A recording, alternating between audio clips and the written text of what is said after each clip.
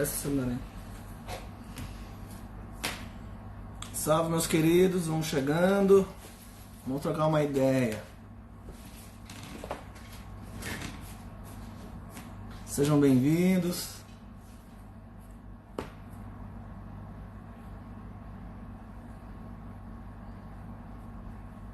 Salve a todos.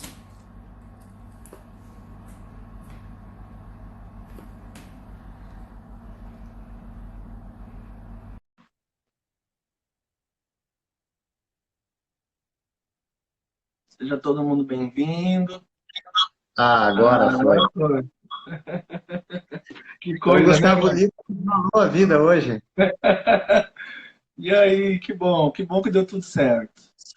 Bom, Então, prazer em estar aqui contigo, meu irmão. Satisfação. a Muito legal satisfação é aqui toda nossa. essa relação. Já está acostumado aí a falar em rede, né, em internet. Para mim ainda é um pouquinho meio complicado, né, irmão? Eu sou uma pessoa que estou moda antiga ainda, né? Eu sou olho por olho, dente por dente, eu sou da presença. Então, eu tenho um desafio aí dessas tecnologias, mas é um belo desafio. Quem sabe seja a primeira de muitas, né? Quer dizer, essa é a primeira. Com certeza. Assim, no Inter, é primeira, né? O pessoal me convida muito, mas é aquela coisa, né, irmão? Eu sou moda antiga ainda, né? Eu gosto de coisas mais presenciais. E aí, Para Marcão? mim, é uma honra, então. Enfim, agora a gente acaba tendo que transformar certas questões da nossa vida, né? O mundo está sendo movimentado. Eu acho que muitas reavaliações vão ter que acontecer. E essa é uma delas, né? Muitas pessoas já estão buscando ferramentas virtuais para o seu ganha-pão. E eu também, eu gosto, a gente já está, acho que há 3 semanas com o terreiro parado, antes de ter o decreto presidencial, estadual e municipal que teríamos que encerrar as atividades, eu já tinha encerrado, paralisado em virtude do coronavírus. E eu gosto, né? São anos já com gira toda semana, 2 vezes por semana e tendo contato com pessoas. E agora nós estamos reclusos e a gente sente essa falta e acaba tendo que nos comunicarmos de forma virtual, né, irmão? Como é que está em Sim. Santa Cruz aí a situação? Então, Santa Cruz até então não teve nenhum caso confirmado, né? A gente está respeitando aí as orientações dos órgãos competentes no sentido de isolamento, né? Mas a gente continua mantendo todas as orientações. Não tem caso confirmado, são só suspeitas, né? Mas eu acho que a gente deve continuar tomando essas atitudes aí para poder evitar o pior, né? Por mais que a gente já sabe que o pior está por vir, né, irmão? A gente sabe que os verdadeiros picos dessa questão aí do Covid-19 está por vir ainda, né? Eu acredito que todo esse alarme, essa orientação de a gente poder manter o isolamento, até para que a gente também possa ter condições nos nossos hospitais, né, para poder receber a demanda. Se não for assim, a gente não tem condições de Não enfrentar tem. essa questão, né? Então, Porque as outras doenças não param também, né? O pessoal vai ter problema no coração, no pulmão, vai ter, enfim, então é algo não visto há muito tempo na nossa sociedade e tomou conta do planeta, né? sim. Então, a gente vai realmente, Marcos, ter que aprender a conviver com isso, irmão. Né? Eu acho assim, a gente está passando por um processo de isolamento, ou quem sabe a gente pode ver um lado bom disso tudo, entender que isso pode ser um encontro consigo mesmo. Né? Eu acho que melhor do que agora, melhor do que qualquer outro momento, é agora a gente começar a entrar num processo de questionamentos internos, né? De avaliar, de pensar sobre o que estamos vivendo. Eu acho que isso vai nos levar a muitas reflexões no fato da gente entender como a gente vem vivendo todo esse tempo até agora, né? Como é que a gente vem lidando com as nossas condições próprias. Então, eu acredito que todo esse movimento, irmão, vai acabar fazendo com que a gente possa gerar novos desafios religiosos, né? Principalmente quem são os líderes religiosos, né? Nós vamos passar a ter que se redescobrir, vamos dizer assim, se ressignificar daqui para frente, porque essa é uma realidade que a gente vai ter que viver daqui para frente, né? A gente sabe que pandemias nessa condição não se resolvem em 2, 3, 4 meses, né? Se a gente for estudar um pouquinho nas outras pandemias, como a gripe espanhola, né? 1918 foram 2 anos aí de tempos de infecção, etc. e foram mais de 500 milhões de infectados e 50 milhões de óbitos. Se a gente for parar para pensar outros momentos de pandemias, a gente também pode falar da peste bubônica, né, conhecida como peste negra, que assolou 200 milhões na Europa. Então, a gente sabe que tanto a gripe espanhola quanto outras gripes levaram anos para poder entrar numa condição de controle dos órgãos competentes. Então, a gente sabe que não é uma questão de 2, 3 meses que a gente vai entrar numa situação de orientação e controle. Eu acho que é um desafio a gente ter que viver com isso daqui para frente, né? E a gente sabe que as ondas mais, vamos dizer, graduais estão por vir ainda, né? Com certeza. Aos irmãos que são seguidores do Templo Escola de Umbanda Ogumegê, esse é o irmão Marcos Ribas de Santa Cruz, irmão que eu tive prazer de conhecer há alguns anos já, sou aluno do templo dele, cursos de magia, não consegui ser aluno dele ainda, né? Mas um dia eu vou chegar lá. Mas fui aluno e estávamos até em processo de curso, agora tivemos que parar, mas o Templo Escola Beira-Mar, hoje, irmão, sem puxa-saquismo, porque não precisamos disso, mas falando em Umbanda e também, eu sei que tu não gosta muito dessa divisão da Umbanda sagrada, Umbanda é Umbanda e realmente é, mas dentro da nossa egrégora, dentro dessa nossa linhagem, digamos assim, de trabalho, o teu templo aqui no estado é referência. E tu poderia falar um pouquinho, né, sobre como que começou o Templo Beira-Mar, a tua história, como tu chegou até onde tu está. O teu templo hoje é um templo gigante, né, é um templo de grande porte, aonde acolhe muitos alunos, acolhe muita assistência, e tu foi um dos primeiros lá atrás, né? Hoje nós temos aqui em São Cepé, nós temos em Pelotas, nós temos em Cruz Alta, mas começou, eu acho, que em Cupailari, na Grande Porto Alegre, e tu foi um dos pioneiros aí. Como é que tu começou essa história aí? E o que que tu entende, irmão, essa ressignificação da Umbanda, né? Como que a Umbanda vai se portar daqui por diante? Porque tu falaste ali em termos um momento de introspecção, e eu acho que isso é muito importante. Ontem seria o dia da nossa gira, e eu venho já há 2 semanas fazendo um culto coletivo online, não temos o que fazer, então eu vou lá no terreiro, eu firmo todo o terreiro como se tivéssemos gira, porque a gente sabe que espiritualmente as coisas seguem acontecendo, né? E defumo o terreiro, firmo o altar, e eu não tinha tido ainda a incorporação após o recesso. E ontem, no final, a gente fez um culto ao Senhor Exu Curador, e no final o seu Tiriri se manifestou e deixou uma mensagem para os médiuns, né, falando sobre isso, sobre o momento de reflexão que nós temos que ter, o momento de introspecção, de renovação. E aí ele falou, né, vocês querem saber quanto tempo isso vai durar? Não há uma data, há o tempo de assimilação do ser humano, há o tempo de cada um refletir sobre o que vinha fazendo da sua vida e o que terá que fazer daqui por diante. Nem todos chegarão a esse estado de consciência, mas aqueles que estão despertos a isso, abertos a isso, com certeza serão outras pessoas, e nós estamos fazendo parte dessa história, né? Isso vai ser contado daqui a gerações e gerações. Olha, lá em 2020 existiu uma pandemia, que o pessoal teve que ficar recluso, teve esses fatos negativos, porém teve tantos outros fatos positivos, né? Então, conta um pouquinho da tua história e como que tu vê todo esse processo da Umbanda aí.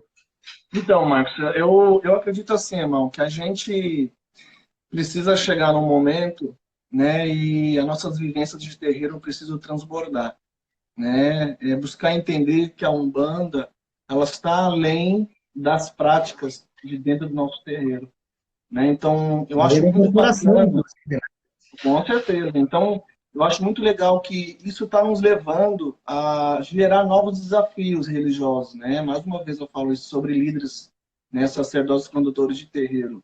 E isso vai fazer com que muita gente também acabe encerrando ciclos velhos, saindo da mesmice, né, irmão? Então, eu acho que a gente está sendo, assim, convidado até mesmo para um descascar de um rótulo, vamos dizer assim, de uma ilusão que muitos de nós alimentamos um bom tempo na nossa vida, que na verdade nós estamos. E isso vai promover um verdadeiro encontro consigo mesmo, né? Eu acho que isso vai acabar gerando encontros com a nossa própria pureza, a essência de cada um, né, a nossa ancestralidade. Eu acho que está na hora de começar agora a brotar a nossa verdadeira pureza divina. Então, um pouco tempo atrás, eu acabei assistindo uma live do Sandro Luiz e eu achei o máximo, irmão. 2.000 irmãos durante 1h30, a segurar 2.000 pessoas, né? 2.000 pessoas numa live durante 1 hora, 1 hora e meia, você tem que ser muito carismático, muito agregador, né? E tem que ser um assunto muito envolvedor. Porque hoje em dia as pessoas estão impacientes, né? Ninguém quer mais vídeo de 20 minutos, nem de 30 minutos, né? Tem que ser vídeo de 10, 15, objetivo seco, né? Então, eu assisti uma live do Sandro fazendo aquilo que ele gosta, irmão. A pureza dele, a essência dele, entende? Né? O dom místico que ele tem na sua alma. Então, ele cantando segurou 2.000 pessoas. Outro dia, eu assisti uma live do mestre Adriano, nosso queridão, falando de erva, né? E todo mundo interagindo com ele, perguntando. Então, eu acho que nesse momento vai acabar fazendo que muita gente transborde, né, daquela mesmice, daquela relação artificial que muitos estão inseridos com a nossa religião, né? Porque a gente precisa entender que a Umbanda vai além das práticas do terreiro. Então, isso vai fazer com que a gente possa cada vez mais levar a Umbanda de outras maneiras, né? E essa questão do santo também é magnífico, né? Vale ressaltar aqui, por exemplo, que a música, como o Sandro teve essa live cantando, é algo muito importante. E a gente acaba engessando com o tempo a Umbanda só numa cartilha, né? Algo mais engessado. Então, a Umbanda, ela é uma religião que está além de religião, né? Ela é uma maneira de pensar, ela é uma filosofia, ela é um estilo de vida. Né? Para quem quiser se interessar em estudar música, né? Fica uma dica aqui do livro de Roger, de 1985, sobre transe e música, onde ele faz uma associação entre toda a música e a transe. E ele mostra a presença musical, né, na O dança dos derviches, sufismo, né? Faz o encantamento através da... isso, nas culturas indígenas. Vale ressaltar aquele Xocó, Toré, né, os mantos do hinduísmo. Então, eu acho que nesse momento vai acabar despertando. Vai despertar muitas, muitas essências aí que estavam adormecidas, né? Porque a gente está numa era de aquário, irmão. A era de aquário é a velocidade da informação, né? É uma hipercomunicação rápida, né? É uma era de avanço tecnológico, é um salto quântico para a nossa ciência, né? Para a nossa tecnologia, é uma era de liberdade individual, de se opor ao autoritarismo. A gente nunca adquiriu, Marcão, tanta informação e tanto conhecimento numa velocidade rápida como a gente vem adquirindo hoje. Né? E as pessoas que não conseguem adquirir ou acompanhar essa velocidade de informação acabam ficando um pouco para trás e, quem sabe, não até gerando algum trauma, algum bloqueio, porque é tanta informação, né, irmão? A gente sabe que essa é a nossa era de hoje. Então, isso está nos convidando a nos ressignificar, né? Está nos convidando a entender que a gente está passando por um processo de mudanças que vai fazer que muita gente possa despertar, né, para aquilo que realmente importa, né, para aquilo que realmente, ou melhor, de onde erramos, ou que a gente pode aprender, o que aprendemos de fato. Então, isso vai nos convidar aqui para frente a conviver com uma nova realidade, né? Então, tu também me perguntou sobre um pouco da minha história, né, irmão? Então, minha história é uma história muito longa, né? Então, quando eu tinha 10 anos, eu passei por um problema familiar muito grave, né? Meus pais se separaram e isso acabou me deixando sem chão, né, irmão? Eu sempre fui da família, eu sempre fui daquela coisa de família grande, né? E os meus pais se separaram e eu passei por uma dificuldade muito grande, né? Isso Tu foi não numa é hora... do Santa Cruz, Não, né? Tu é não, eu sou natural de Marabá do Pará, irmão. Me criei em Pará. Manaus, Amazônia, e estou no sul, né? Agora eu sou gaúcho, né? Eu dizia meus amigos, um para-gaúcho. Então, assim, eu com 10 anos, os meus pais se separaram, eu tive alguns problemas psicológicos aí, não dormia direito, né? Fiquei meio rebelde, dizia minha mãe. Então, a gente teve um contato com uma amiga da família, que ela era espiritualista, né? E ela me orientou muito nesse momento de dificuldade, né? Aos meus 13 anos, inclusive essa amiga da família, Marcão, já tinha me orientado sobre um trabalho espiritual que viria a se realizar no futuro.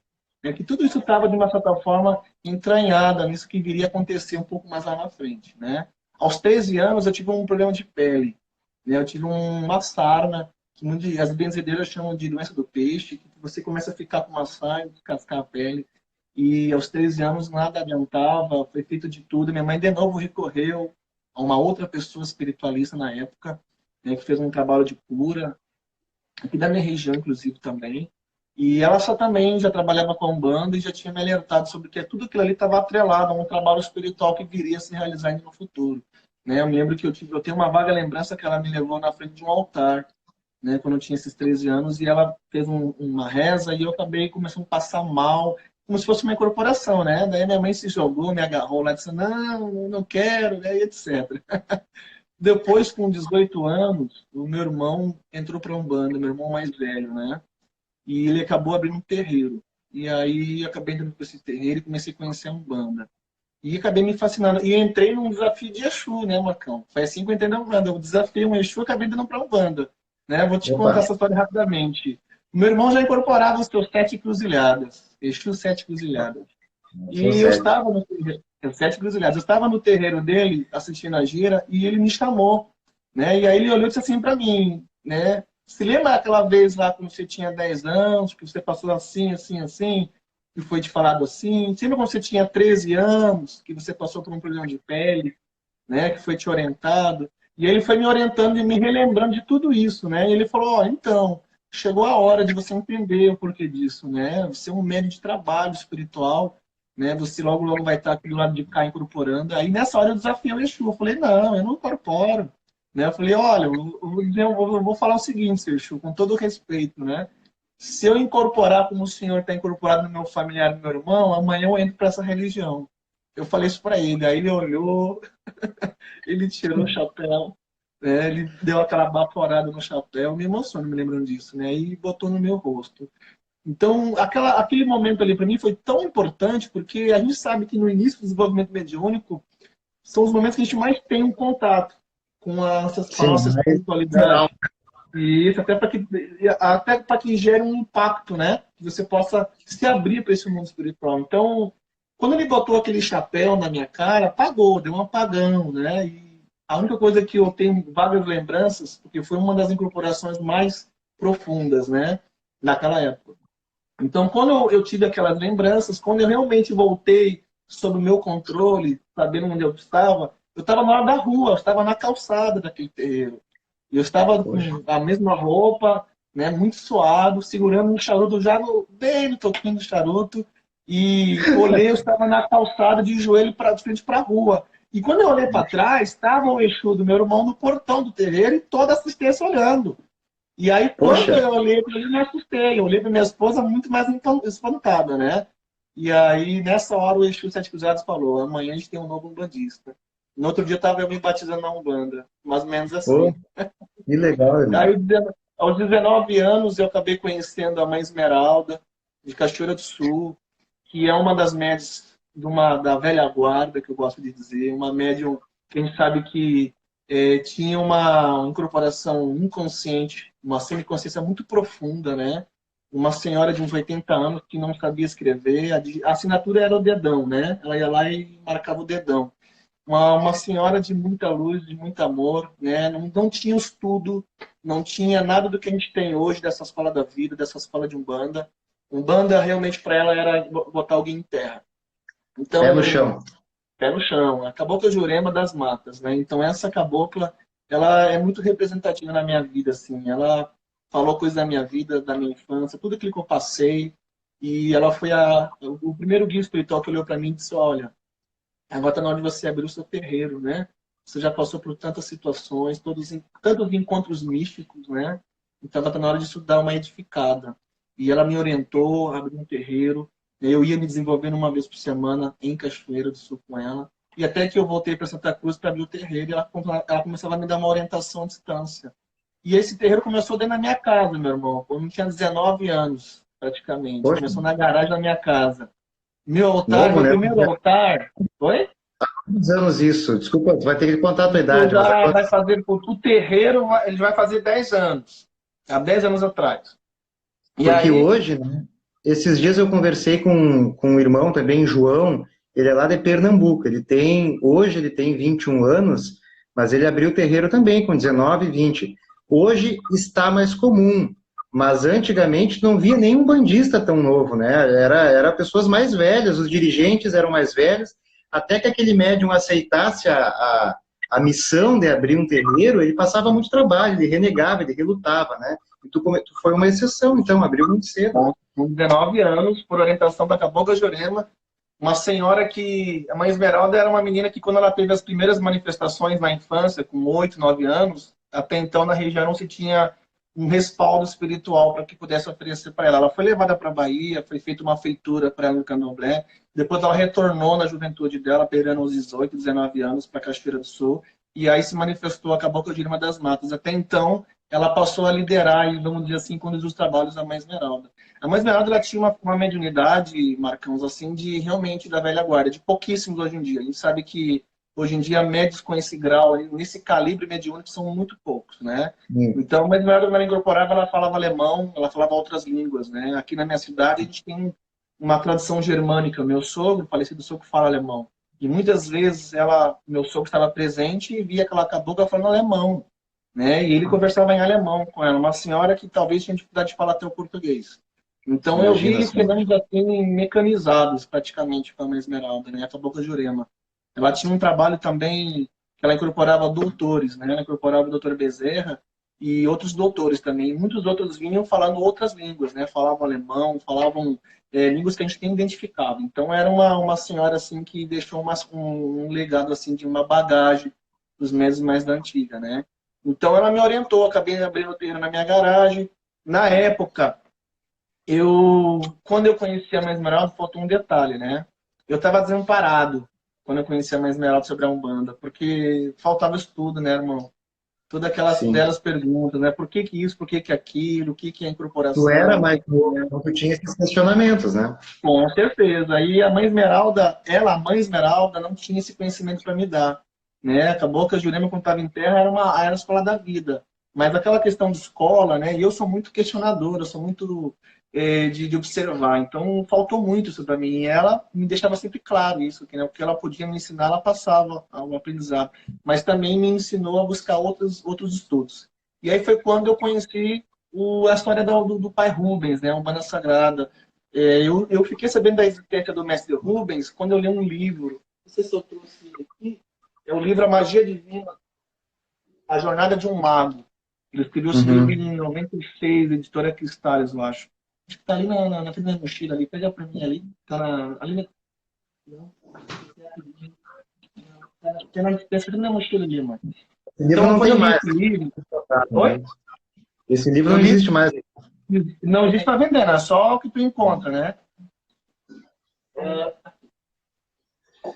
Esse aqui. Poxa, já vi a capa dele. Isso. A Magia Divina, de Rubens Saraceni, O Mago, Revelação dos Mistérios, né? Esse livro foi escrito, aí, acho que em 98, se não me engano, tá? 2003. E aí foi aqui nesse livro que eu conheci Rubens, que eu ouvi falar da figura, né, do mito, porque Rubens ficou um mito para muita gente, né? Da Umbanda Sagrada, a Magia Divina, as egrégoras.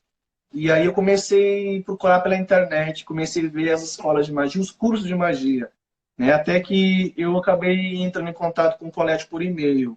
E aí acabei enviando muitas vezes uma inscrição para fazer a magia do fogo. Então eu acabei me inscrevendo 2 vezes para fazer a magia do fogo com o mestre Rubens e acabei não conseguindo, irmão, por situação financeira mesmo, né? Na época não estava muito boas as situações, né? Eu não estava muito bem a nível financeiro. Então eu me inscrevi 2 vezes para fazer a magia com o mestre Rubens, né? E acabei não conseguindo ir para São Paulo fazer o curso. Então o mestre Rubens acabou me indicando, inclusive depois o Larry, em Porto Alegre, que havia um mago em Porto Alegre para fazer a magia. Então, quando aí a Mãe Esmeralda acabou desencarnando, né? Desencarnou, fez a sua passagem, e eu fiquei um pouco desorientado daquela pessoa que a gente busca uma liderança, né? Um respaldo espiritual. E aí foi quando o mestre Rubens mais uma vez entrou na minha vida. Então o Rubens, ele teve uma relação comigo muito, muito interessante. Eu não conheci o Rubens pessoalmente, mas eu conheci ele em pensamentos, em sentimentos, né? Quando a gente fala isso, a gente pode lembrar Paulo de Tarso, que foi um dos maiores propagadores do cristianismo e não conheceu Jesus frente a frente, conheceu Jesus no sentimento e pensamento. Então o Rubens, ele me orientou muito por e-mail. Inclusive, eu falei de toda a minha história por ele me falou de rituais que eu deveria fazer na beira da praia para que pudesse, vamos dizer assim, desfazer essa ligação que eu tinha da minha antiga mãe que tinha desencarnado, firmeza que eu deveria fazer no terreiro, né? Comentei que eu trabalhava com o senhor Ogum Beramar, e ele também me falou que, inclusive, trabalhava com o senhor Ogum Beramar. E ele acabou me orientando muitas vezes. Ele começava a me dar uma orientação, olha, estuda sobre isso, estuda sobre consagrações. E ele começou a me dar uma orientação, muito por e-mail, né? Até que ele acabou falando da magia. Se eu não tinha conseguido fazer a magia com ele, então que eu fizesse a magia com o Larry, em Porto Alegre. E aí, nisso, o terreiro já estava aberto na minha casa, na minha garagem, né? Meu primeiro altar, irmão, sabe o que que era? Você pode achar engraçado, né? Eu não tenho vergonha de dizer não. Meu primeiro altar era em cima de uma mesa de bilhar. Eu tinha uma mesa de bilhar antiga e a gente acabou botando um compensado em cima e fizemos uma toalha muito bonita. E ali naquela garagem ficou o meu altar, né? Aí começamos a ter um grupo de estudo. Comecei a estudar Umbanda, fazer curso EAD, conheci na mesma época o Alexandre Comino.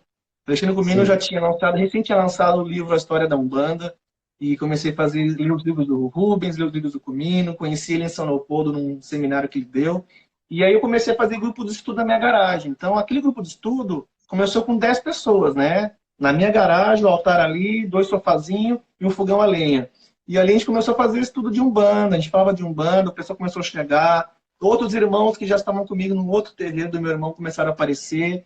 E começamos a estudar sobre Umbanda, o que, que era Umbanda, o que, que era orixá, o que, que era guia, né?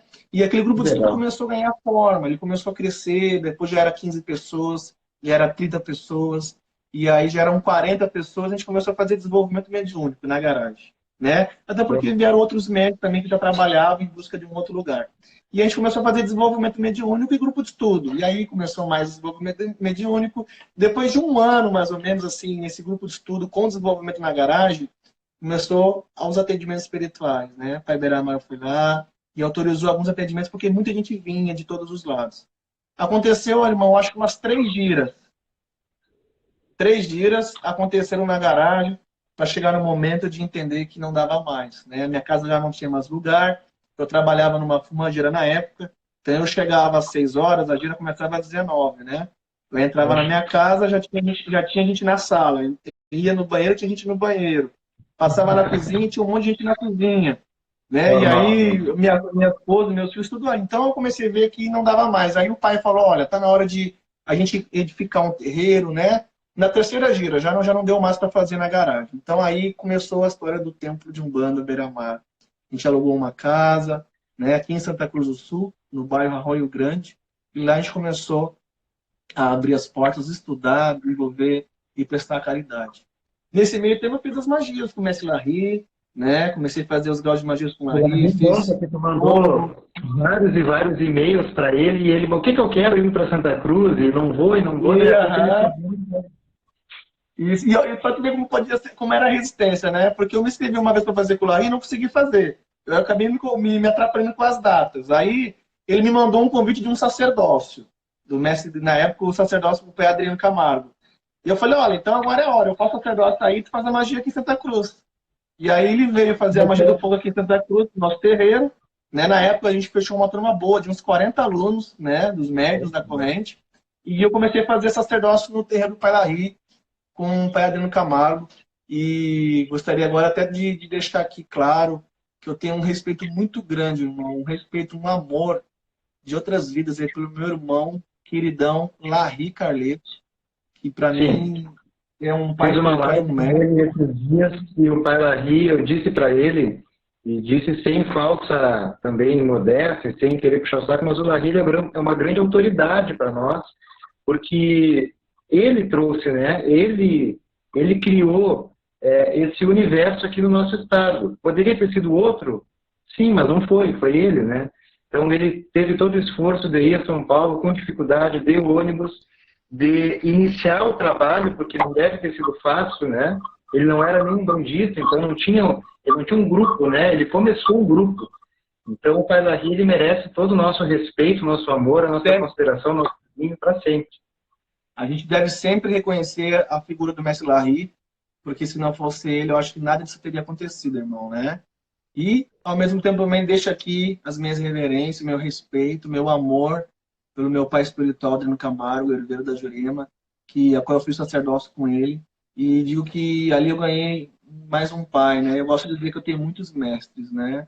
Todos aqueles que passam na minha vida, que me ensinam algo, são meus mestres. Então, Adriano Camargo também é um outro mestre que eu devo de reconhecer sempre, honrar a minha origem, que além de um curso de 30 meses, eu tive um amigo, né? Eu tive muitos momentos de conversas íntimas, conversas pessoais, de risadas, né? De sair, tomar uma cerveja, uma polar, como o Pai Adriano gosta, Pai Larry. Então, ali eu Polar, tive né? dois grandes mestres, né? Pai Larry e Pai Adriano, eu posso dizer que eles fazem parte de toda a minha história. Então, se eu cheguei onde eu estou aqui hoje, eu devo isso a eles, Pai Larry e Pai Adriano Camargo, O né? pai Adriano fez um esforço imenso também de vir aqui Nossa, para o Sul, né? Então, também merece todo o nosso respeito. O pai Adriano é meu avô espiritual, né?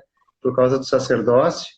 E ele também, outros poderiam ter vindo, mas não vieram. E foi o pai Adriano que de tanto o pai Larry também incomodar, veio e deixou esse legado também, porque talvez se não fosse pelo pai Adriano, pelo pai Larry, eu também não teria feito meu sacerdócio, tu não teria feito o teu na época, né? Então a gente deve muito respeito a todos eles, né?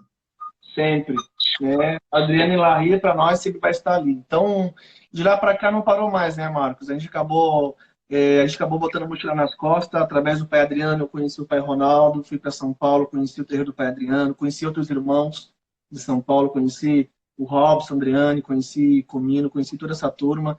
E acabei que eu conheci a mãe Fátima, conheci a irmã, a mãe Alzira, a Graziela e a Estela, as filhas do Rubens, o mestre Severino. Então, eu acabei conhecendo toda essa turma de São Paulo e acabei buscando informação, estudo, né, irmão? Porque a gente sabe que aqui no Rio Grande do Sul a gente corre um pouco por fora, né? Não podemos dizer Muito. assim hoje, né? Mas antigamente era mais difícil. Era o mestre Larry e poucas pessoas na época, né? Que podiam oferecer esse conteúdo para nós.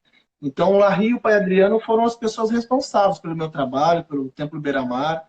Né? Hoje nós estamos aí beirando 10 anos, estamos com uma estrutura aí de quase 200 médios, né? Temos Legal. aí um templo, escola, né? Eu gosto muito de dizer isso, que a prática e a teoria elas andam juntas, né? Então a gente tem uma escola onde a gente busca fundamento, estudo, o aprendizado nessa nossa amada religião.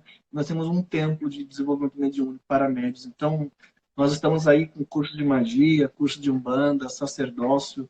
Eu tive a honra e, vamos dizer assim, eu fui agraciado, né, para poder fazer o sacerdócio. Eu estou no meu terceiro sacerdócio, Marcos, né? Então eu levo muito a sério essa questão de passar o conhecimento, porque a Hoje gente tu tem que faz sacerdócio com o pai Comino, né? estou hoje fazendo o meu terceiro sacerdócio, entre aspas, né? O primeiro sacerdócio eu fiz com o pai Adriano Camargo, como aluno, né? Sacerdote aprendiz. Depois eu fiz como estagiário, eu fiz de novo todo o sacerdócio, porque eu tinha a intenção de abrir uma turma de sacerdócio, né? Então eu acredito que eu deveria ter a visão como um aluno e como um orientador.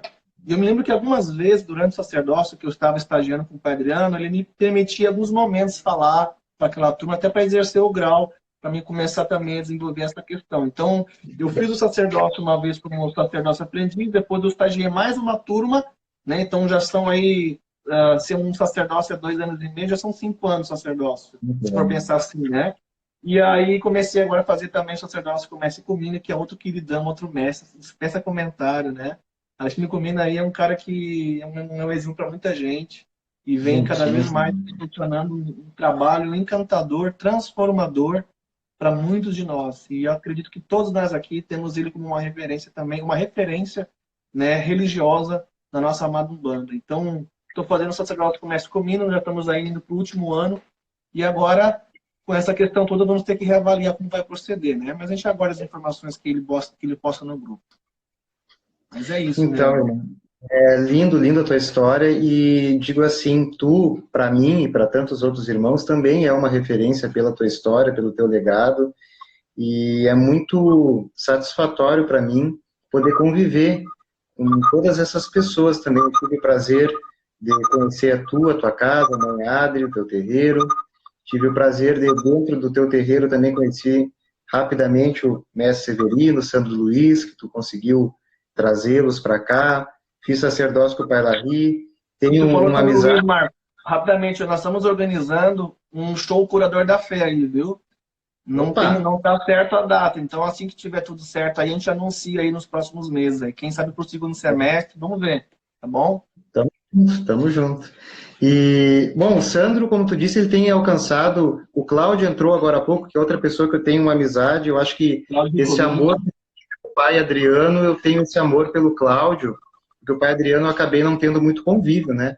A gente fiz um curso aí com ele 2 vezes, um em Porto Alegre, outro aí no teu terreiro, mas não tem esse convívio, embora tenha todo o respeito, eu já tinha feito cursos online com ele, porque a Umbanda EAD era o caminho que nós tínhamos aqui também. Então, através da Umbanda EAD eu fiz vários, tudo que era curso, curso gratuito, curso pago, todos os cursos que tinha eu fazia, e foi uma grande base. E aí o pai Cláudio falou esses dias que a Umbanda ela tem alcançado números, por causa dessa pandemia, que todos estamos em casa, jamais vistos, né? Então tu vê uma live de pontos de Umbanda, tocando pontos de Umbanda, com quase 2.000 pessoas. Isso era algo inconcebível algum tempo atrás. E eu creio que nós, enquanto sacerdotes, nós, enquanto médiums, nós, enquanto praticantes da Umbanda, nós temos esse dever de levar a religião... Ó o Pai Cláudio aí, saravá, Pai. Nós temos o dever de a religião adiante, e ela não será mais outra, né? A Umbanda não será mais outra após tudo isso. Eu acho que a fé de muitas pessoas vai se fortificar. Pessoas... Ontem eu recebi mensagens depois do culto, né? Pessoas que estavam conosco ali online, acendendo a sua velinha e receberam a vibração, pessoas dizendo que choraram, que colocaram para fora. Aquilo que se a gente vê dentro do terreiro, que a pessoa chega na frente do guia e coloca o seu negativismo, os seus temores, os seus medos, desabafa, como isso não é possível, a pessoa está fazendo consigo. E isso é muito importante. Então eu vejo que nós sairemos fortificados. Talvez a Umbanda se ressignifique em alguns sentidos, talvez o aprendizado online ele ganhe mais força também. Não sei quando que conseguiremos ter gira presencial, porque muitas pessoas não vão se sentir seguras, né? Eu acho que uma vacina ela vai demorar para chegar, e mesmo que ela chegue até conseguirmos todos estarmos vacinados, isso não é do dia para a noite. Ou seja, as pessoas, por mais que seja liberado, sabe-se lá quando, elas não vão se sentir seguras para estarem aglomeradas. E terreiro de Umbanda é aglomeração, as pessoas estão lá. O meu terreiro, que tem uma estrutura pequena, ele já teria que estar maior, porque não tem capacidade já para todas as pessoas, médiums e assistência. Então, nós passaremos aí por um processo de mudança que a gente ainda nem sabe qual que vai ser. E eu acho que esse tipo de situação, e por isso que todo dia eu estou fazendo uma live com algum irmão, e tenho o prazer de hoje estar na tua primeira vez aí, né? E eu sei que agora só vai. Está criando laços, a gente está se aproximando de pessoas que não tínhamos contato antes. E isso fortifica a religião, né? Porque a gente não precisa fazer tudo igual, né, irmão? A tua Umbanda tem a tua cara, a minha Umbanda tem a minha cara, do Pai Cláudio tem a cara dele, mas lá no final, os nossos guias, né, para eles tanto faz, né? Se eu vou trabalhar no teu terreiro, o meu caboclo bate cabeça pro teu guia. Cada de caboclo é cada de todos os caboclos, né? Exatamente. Então, a gente está conseguindo, talvez, aqueles irmãos que estavam mais afastados ou que não tinham essa ligação, talvez venham a se ligar e a gente consiga renovar nossa religião, que ainda tem problemas e deficiência nesse sentido, de proximidade, né, irmão? Então, Márcio, tu sabe que eu gosto muito de falar sobre religião, irmão. Meu mundo, ele sempre foi esse mundo sobrenatural, né? Eu sou um Oxalá ancestral, dominante. Então, eu sempre gostei da espiritualidade, eu sou movido pela essa questão da espiritualidade, né? Eu, desde criança, sempre gostei daquilo que está além da nossa compreensão. Então, o que eu vejo hoje é que as pessoas ainda precisam entender muito, né, o que é ser uma pessoa religiosa. Muita gente se diz religioso, mas não sabe de fato o que é uma religião, né? Muita gente está dentro de uma religião, mas não sabe o que é estar numa religião, né? Começando que a gente tem pessoas, aquele velho ditado aqui no Brasil: eu sou um católico não praticante, né? Então, a gente precisa aprender a se relacionar com a espiritualidade. Então, eu digo assim que para muita gente a palavra religião é algo ruim, é algo pesado, né? É algo limitado, é uma moldura pronta. E nós, líderes religiosos, irmão, devemos pensar de forma diferente, né? Desse contexto de uma moldura pronta, de uma caixa pronta, de uma imposição de valores. Por quê? Porque nós somos uma nova religião, né? A nossa religião, ela traz uma concepção nova sobre o universo que nos circunda, né? A nossa Umbanda é uma religião brasileira, formada por um brasileiro, né, nos ensina que tudo podemos, mas também nem tudo nos convém.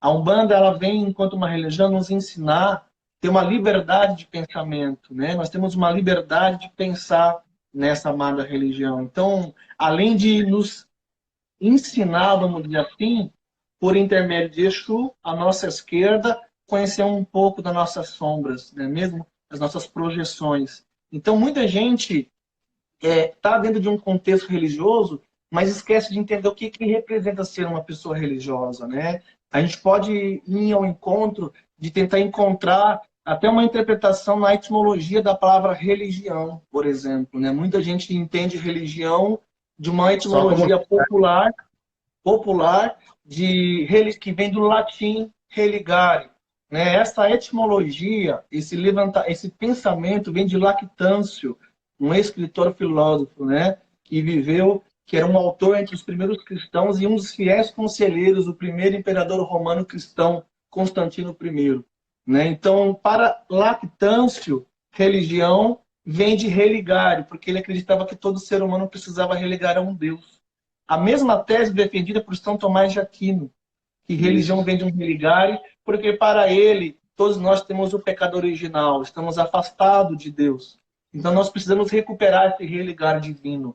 Mas se para quem as fontes de estudo sobre religião, por exemplo, a gente entende que a palavra religião, por exemplo, na sua origem latina, religio, significa reverência e respeito, né? Que era a postura do cidadão romano perante ao Império Romano. Por isso que tem a expressão religio romana ou religio império, que era a reverência e o respeito do cidadão romano para o Império Romano. Mas para estudos mais profundos, a gente tem uma outra corrente de pensador que se destaca Cícero, outro filósofo, escritor, advogado, orador, que recorre à palavra religião da origem de relegere, né? De novo, legere, ler, ou seja, ler de novo, ler duas vezes, dar atenção duas vezes. Então, em Roma, religio não estava associado a uma religiosidade. Religio não estava associado a algo transcendental, como nas religiões crísticas. Então, ela estava associada a uma postura de reverência ao Império Romano. Então, para Cícero, religião vem de relegere, que é ler de novo, dar atenção. O que quer dizer isso de maneira metafórica, Marcos? Que a partir do momento que duas pessoas estão conversando ou dando atenção a algum tipo de assunto, nós estamos, de fato, produzindo religião. Ou seja, não precisa, de fato, ter a crença em um Deus para se produzir religião. A partir do momento que você está conversando, a partir do momento que você está conversando sobre algo que transcende, algo que acontece, por que estamos aqui, para onde vamos, de onde viemos, você está produzindo religião. Né? Então, eu acredito que religião está muito além do... Oi? O budismo não tem a crença num Deus supremo, teológica, né? Em um Deus, isso. O budismo não tem a crença teológica de um Deus, na existência de um Deus. Se baseia na busca da libertação do sofrimento pelo ego e ao alcançar da iluminação.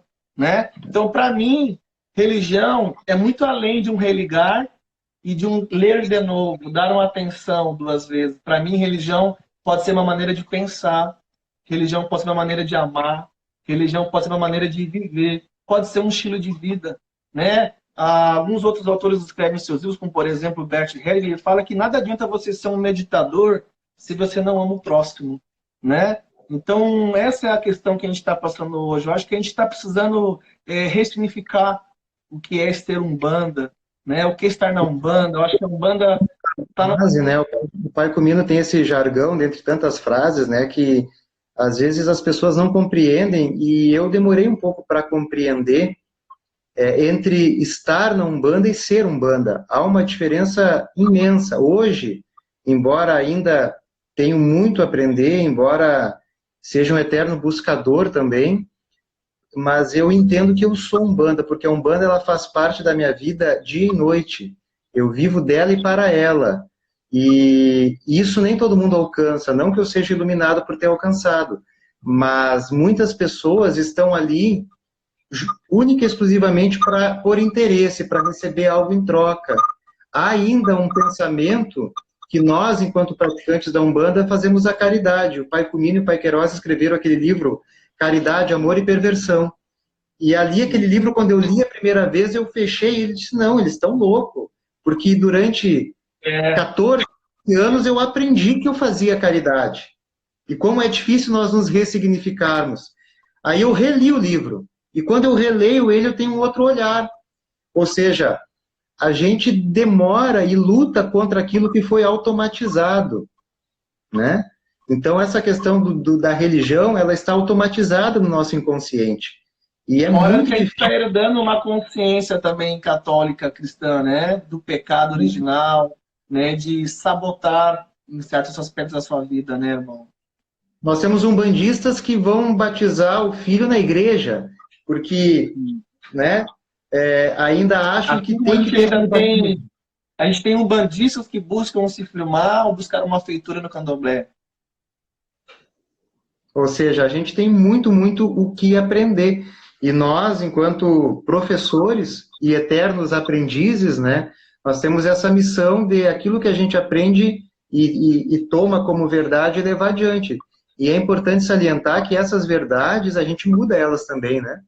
Quantas vezes a Com gente tem certeza. algo, inclusive ensina algo, e tu descobre que aquilo já não serve mais, já mudou, tu já tem um outro pensamento, um outro olhar, e tu não é mais o mesmo. E tu ressignifica aquilo. E eu acho que essa liberdade que a Umbanda nos dá, assim como a liberdade que tu falaste, que o teu terreiro, o altar era uma mesa de bilhar. A Umbanda nos dá essa liberdade. E se tu não tivesse a mesa Liberdade. de bilhar, o altar ia ser numa prateleira. E se não tivesse a prateleira, o teu altar ia ser no chão. É Se isso tu não tivesse, mesmo. ia ser uma vela branca de um lado e uma vela preta do outro. E a Umbanda ali aconteceria. Isso é o lindo da nossa religião, né? Hum. Eu acho que a gente está passando por um processo de mudanças, né, Marcos? E isso vai fazer com que muita gente possa despertar, né? Eu acho que há uma máxima do Mestre Jesus, quando ele diz assim: deixe que os mortos enterrem os seus mortos, né? O que quer dizer essa mensagem do Mestre Jesus? Que todo aquele que vive sem reflexão e de forma mecanizada está morto. E se faz de morto todo aquele que se faz de vítima da vida e do destino. Né? A gente vê essa máxima também em outras religiosidades, em outros conjuntos de sabedoria, como, por exemplo, no Bhagavad Gita, a canção do Divino Mestre, Krishna fala para Arjuna, né? Ô guerreiro, enquanto todos dormem, o yoga está desperto. Está desperto. O yoga é o meditador. O que é a meditação? Né? Estar pleno, estar presente. Então, eu acho que isso vai fazer com que muita gente possa despertar, né, para uma nova consciência, vai realmente ter uma oportunidade de se redescobrir. Porque, querendo ou não, irmão, por exemplo, né, agora no último encontro do sacerdócio, eu tenho uma amigona, uma queridona, minha guru, né, a Isa, lá de Santa Maria, que ela trabalha muito com astrologia e trabalhos de florais. Então, a gente estava conversando e aí ela sempre faz, eu converso com ela sobre os posicionamentos dos planetas. Nós temos também outras pessoas que trabalham aí com os movimentos planetários, né? E aí nós estávamos conversando no final, ela falou assim, olha, pai Marcos, avaliando agora os posicionamentos do planeta, agora é a hora de você se modernizar, agora é a hora, agora você precisa realmente pegar todo esse conteúdo, né, e levar para além do terreiro. Você precisa agora realmente se adaptar a uma nova era. E todo o mapa aqui está mostrando que está a favor.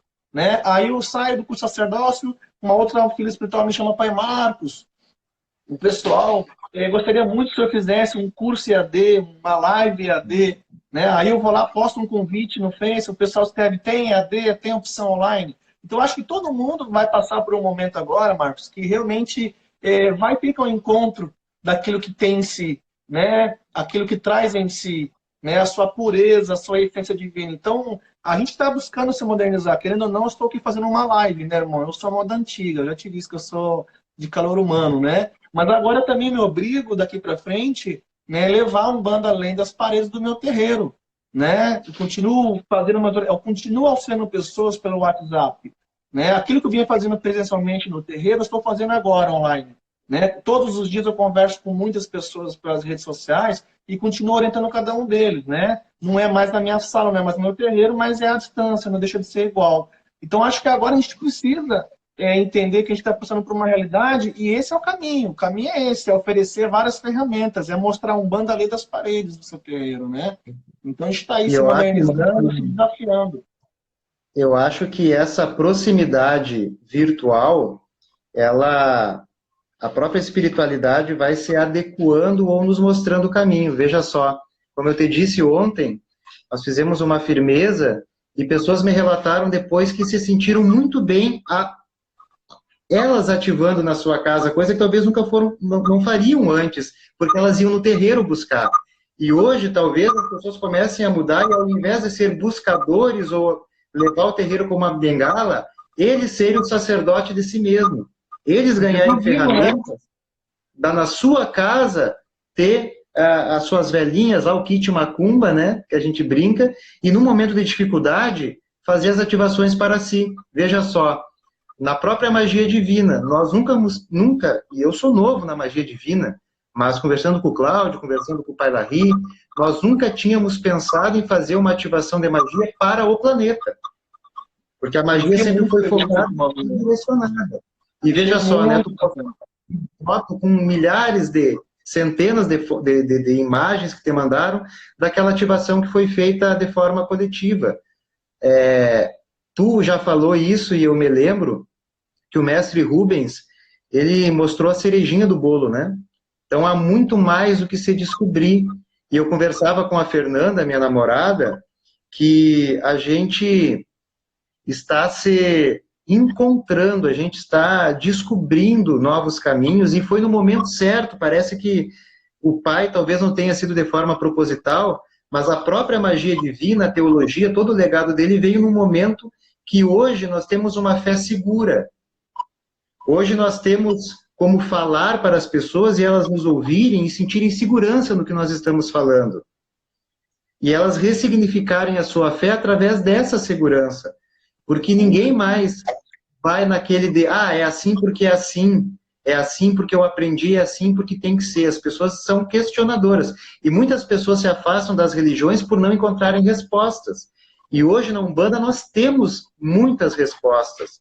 E esse momento, que sabe-se lá quando que vai terminar, essas respostas, esse conhecimento, essa segurança, esse poder que nós temos enquanto magos de sermos ativadores de mistérios divinos para o nosso benefício e para os nossos, vai nos trazer uma outra realidade de vida. Porque as pessoas, muitas delas, não vão mais precisar daquela bengala. E aí é outra frase que o Pai Comino diz: eu não preciso mais ir no terreiro porque eu sou obrigado, eu vou no terreiro porque eu amo. Né? É diferente, né? A relação quando tu vai porque tu ama, não porque tu só precisa. Muito interessante. É bem isso aí, irmão. Eu acho que o terreiro ele é uma extensão do que somos, né? Não é por nada que dentro do contexto místico e das religiões orientais, o templo sagrado é uma extensão do eu divino. E cada vez que eu vou para o meu templo, eu estou peregrinando em busca da minha iluminação.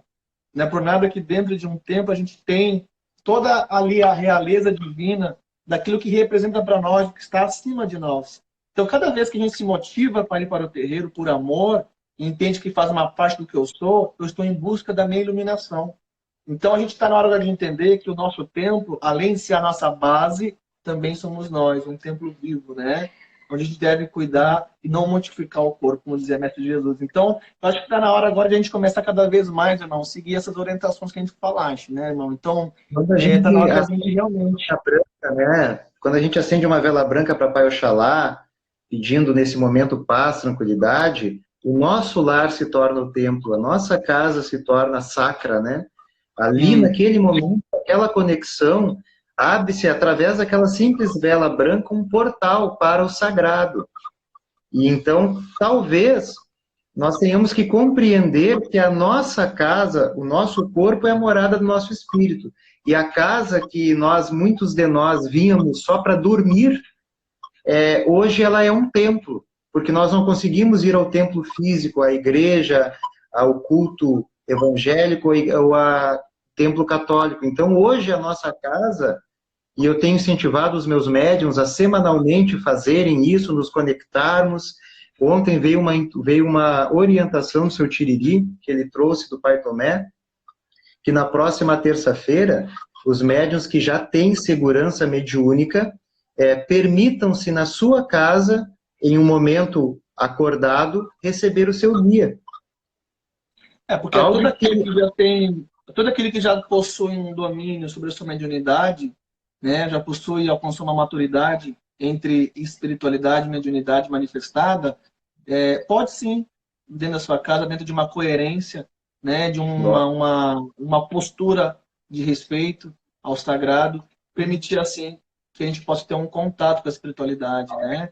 Então a gente entende que muitos médicos se descobrem dentro de casa e buscam lapidar essa joia, né? Essa pedra bruta. Então, eu acho muito bacana a sua orientação, Simon, porque isso vai ao encontro de fazer com que as pessoas possam atingir a sua própria maturidade, né? A sua orientação. Então, não tem nada de errado. Concordo plenamente com o que tu está orientando os teus médios e acho que para aquele que já tem domínio sobre a sua mediunidade, maturidade mediúnica, possa sim, né, reunir até os seus familiares em casa e fazer um culto, por que não? Porque essa é a maneira. A gente sabe que o terreiro ele já expandiu e transcendeu o seu espaço físico. Ele já está ligado a cada um dos seus membros. Então, eu acredito que seja assim essa orientação, além dos pontos de força, né, irmão? A gente também tem, tem orientado os médiuns que, na medida do possível, a gente sabe que tem um isolamento. Mas se você pode ter contato com a natureza, por que não? Né? Sozinho, lá fazer um culto a uma Sagrada Mamãe Oxum, né? Fazer um culto ao nosso amado Pai Xangô, ao nosso Pai Obaluaê, né? A nossa divindade de direitos, esquerda, guias espirituais. Então, por que não, se você for uma pessoa bem orientada e sabendo se comportar perante o sagrado? Então, eu acho que agora a gente tem que usar aquilo que a gente aprendeu, Marcos. Eu acho que está na hora de a gente pensar assim, o que realmente importa na nossa vida, né? E o que a gente aprendeu até agora. Eu acho que essa é a postura que a gente deve tomar. Com certeza. Eu acho que isso vai trazer uma grande maturidade para todos nós. Aquele que não entendia e não tinha essa ligação mais forte com a espiritualidade, porque muitos médiuns, embora antigos na religião, o contato que eles têm com o seu guia é a incorporação no terreiro. E a Umbanda transcende a incorporação. A Umbanda é muito mais do que incorporar, porque não adianta nós incorporarmos o guia sem incorporarmos o valor do guia, né? E é muito mais do que isso. Como tu falaste, a Umbanda é uma filosofia, a Umbanda é um novo olhar. É um modo de viver. Tudo. Ou seja, a relação de muitos médiuns, e por uma automatização que a gente também carrega, no terreiro é onde eu posso incorporar. Fora do terreiro, não. Lógico, não é toda hora e a todo momento, mas numa situação como essa, tu vai ter que ter um outro relacionamento com o teu guia. E talvez seja muito sadio, porque naquele dia da gira, o guia ele vem para atender. Ele dificilmente, se o médium não tem essa conexão mais forte, ele vai receber uma orientação. E talvez agora seja a hora de sentar no banquinho do preto velho e deixar o seu mentor, o seu guia de frente interagir para trazer uma mensagem. Olha, meu filho, muda a tua vida ali, muda a tua vida lá, esse aqui é o caminho. Eu acho que esse momento ele vem muito a calhar, embora seja de dificuldade financeira para muitas pessoas, tu, eu, aqueles que vivem do nosso trabalho, estaremos passando por dificuldades, mas eu acho que espiritualmente nós vamos crescer muito, muito mesmo. Eu acho assim, Marcos, que a gente, por exemplo, eu acredito assim que todo o nosso projeto, né, o nosso planeta Terra, né, ele pensa o tempo todo sobre nós. Né? Nós temos uma consciência planetária pensante e atuante, que se chama Trono das Sete Cruzilhadas. Então, o planeta Terra, ele é uma consciência viva, pulsante, e ela pensa como nós. Né? E se a gente for parar para pensar e olhar toda essa situação pandêmica que a gente está passando, isso pode ser, de uma certa forma, até uma maneira da Terra respirar.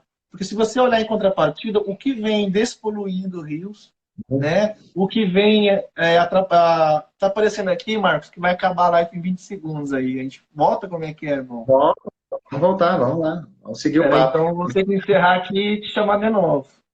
O pessoal reconecta aí conosco, vamos lá. Vamos de novo, mais 20 minutos, meia hora, vamos lá. Vamos lá.